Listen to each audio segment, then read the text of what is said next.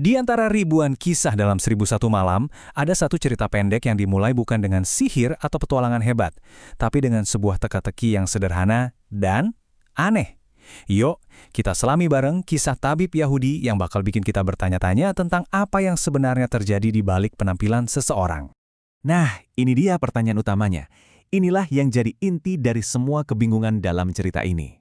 Sesuatu yang kelihatannya simpel, tapi ternyata membuka misteri yang jauh lebih dalam.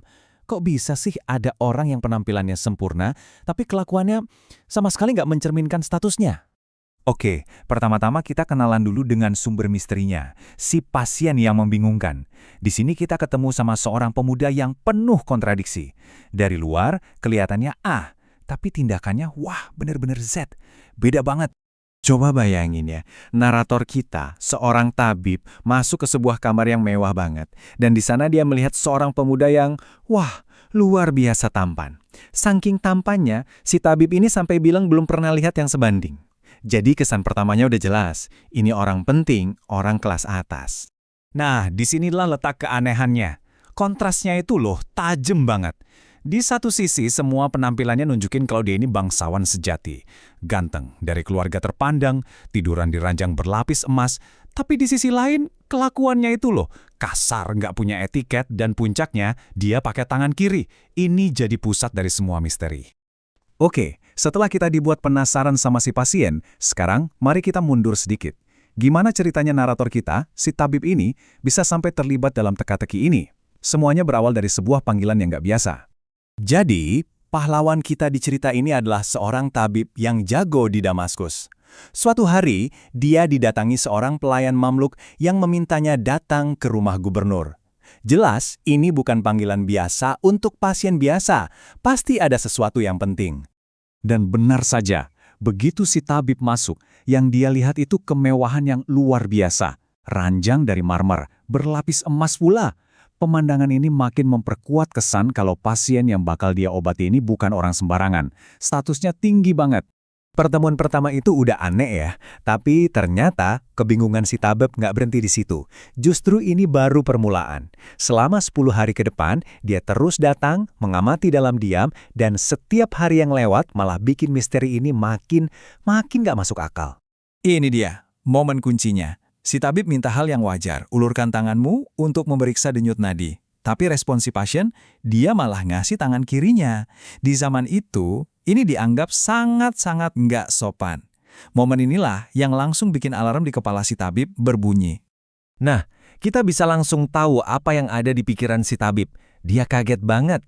Dia nggak habis pikir, kok bisa pemuda yang kelihatannya sempurna, dari keluarga terpandang ini punya perilaku sekasar itu? Apa yang sebenarnya terjadi di sini? Dan ini terus berlanjut. Hari pertama, dia kasih resep. Hari kedua sampai hari ke-10, dia terus datang, merawat, dan mengamati. Tapi nggak ada satupun penjelasan. Kebayang nggak sih, 10 hari penuh cuma bisa bertanya-tanya dalam hati?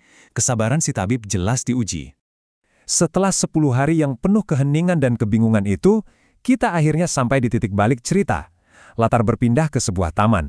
Sebuah tempat yang indah, yang ironisnya, justru jadi lokasi di mana si tabib udah nggak tahan lagi dan memutuskan untuk memecah keheningan. Jadi si pasien ini ngajak jalan-jalan ke taman. Suasananya santai, mereka duduk di permadani, disuguhi buah-buahan. Tapi kemudian puncaknya terjadi. Si pemuda ini makan buah dan lagi-lagi dia pakai tangan kirinya. Di depan mata si tabib. Wah, ini udah jadi pemicu terakhir. Dan akhirnya, si tabib pun nggak bisa menahan diri lagi. Dengan sebuah permintaan yang sederhana, tapi langsung ke intinya, dia bertanya, "Tuan, ceritakan apa yang terjadi padamu." Momen inilah yang mengubah segalanya. Nah, ini dia. Momen yang kita semua tunggu-tunggu. Klimaks dari potongan cerita ini. Momen di mana keheningan yang udah menyelimuti mereka selama 10 hari, akhirnya akan pecah. Semua ketegangan yang dibangun, semua pertanyaan di kepala si tabib dan di kepala kita juga, semuanya mengarah ke momen ini. Kita semua seolah-olah ikut menahan napas, menunggu apa yang akan dikatakan oleh si pemuda.